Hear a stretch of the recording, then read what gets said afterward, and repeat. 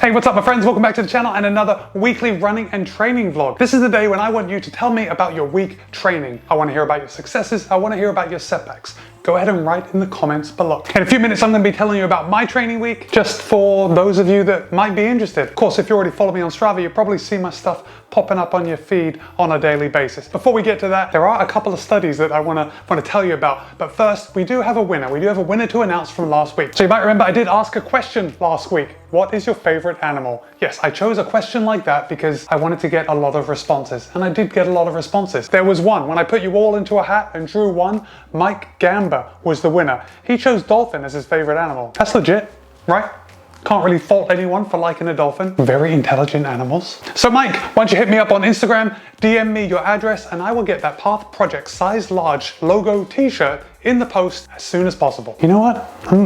I got nothing to give away this week, but stay tuned to the channel. I like doing these giveaways. Okay, I did come across a study and I wanted to talk to you guys about it because it was pretty sensational, or at least the headline was pretty sensational. Spoiler, when I actually looked at the study, the sensationalism was amplified by the article I read in the beginning. But still, the results are pretty astounding. I will link to the article and I will link to the actual study in the British Journal of Sports Medicine in the show notes below. Go and check it out if you're interested. But the title of the study was this: vigorous exercise can offset poor sleep, according to this study. That sucked me right in. I had to read this. And the first part was not surprising, right? We all know that limited sleep is really troublesome for us. And the study actually found that, which really is to be expected. But the study followed about 380,000 participants over around 11 years. And get this, they found that the people who slept the less, the people who had the poorest sleep, were in the worst health. More than that, not just being unhealthy, they were much more likely to die of all causes. Well, not all causes, not like lightning strike or shark bite, but cardiovascular disease, stroke, that sort of thing. If you don't get enough sleep,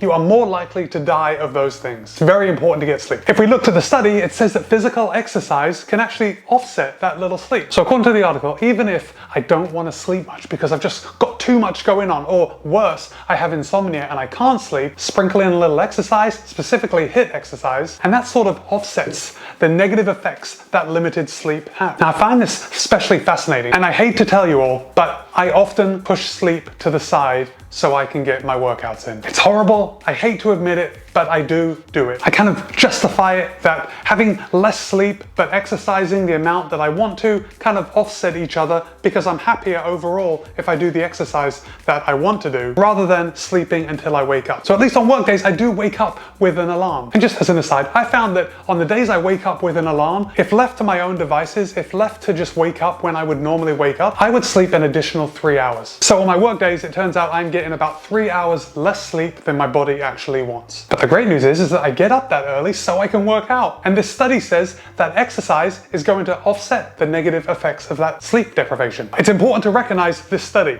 The study is not exactly like the article says it is. The article's headline does say vigorous exercise can offset poor sleep. And that's not what the study says. The study says that all cause and cause-specific mortality risks are exacerbated by low physical activity, suggesting likely synergistic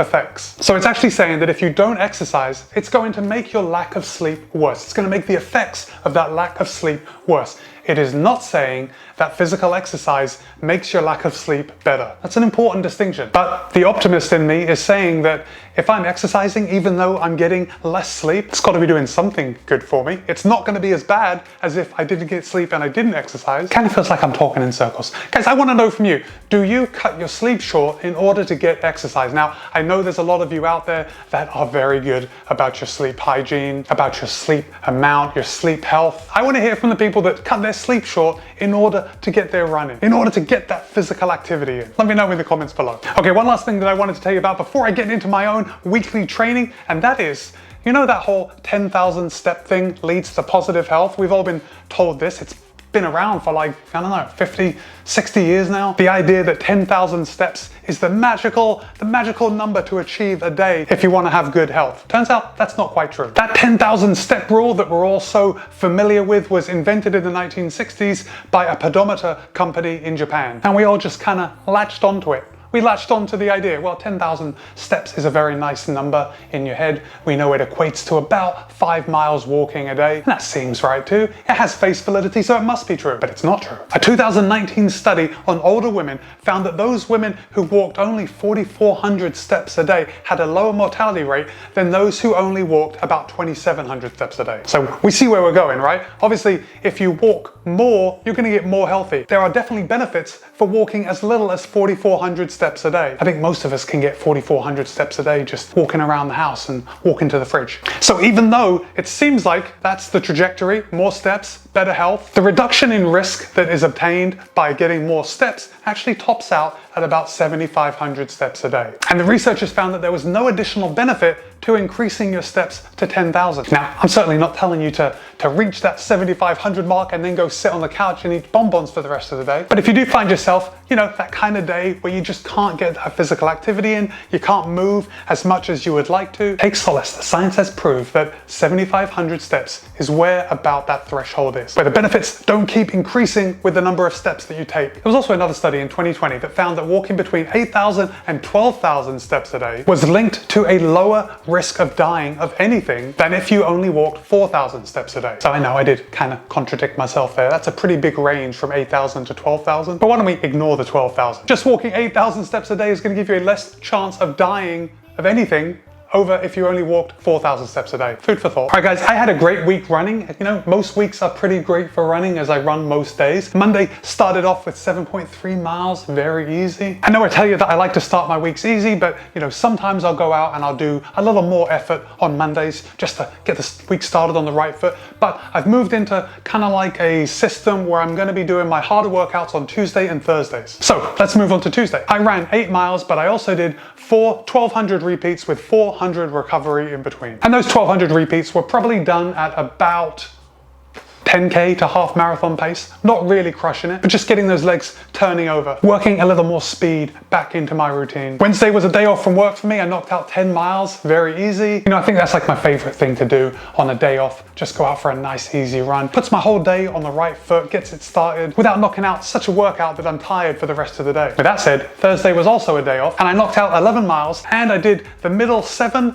at race effort. So that's marathon race effort. Now, this was a little tricky. I wanted to run at race pace, but race pace, I didn't think that was attainable based on the temperature and based on the humidity. So I kind of judged it at effort. And it was hard. It was a nice pace. It was a nice medium hard effort run. Obviously it got harder towards the end of those 7 miles. And I was questioning if this was actual marathon pace, if I could hold on to that. But I think I was more suffering from just the humidity and obviously being soaked with sweat. So I actually had a really good run. I really enjoyed that and I had a really good day after that, feeling good, feeling accomplished. Oh, Thursday was also my 8-year veganversary. It was 8 years ago on Thursday that I decided that's it, no more animal products, I am going vegan, and I haven't looked back since. Unfortunately, Harmony didn't see the weight of this holiday, this monumental occasion, and she didn't get me a gift. What do you guys think about that? The last couple of days of my week, I took very easy. Friday was nice and easy, 7.6 miles right before work. Saturday was the same, except on Saturday, I ran 7.6 miles, but I ran out to the mall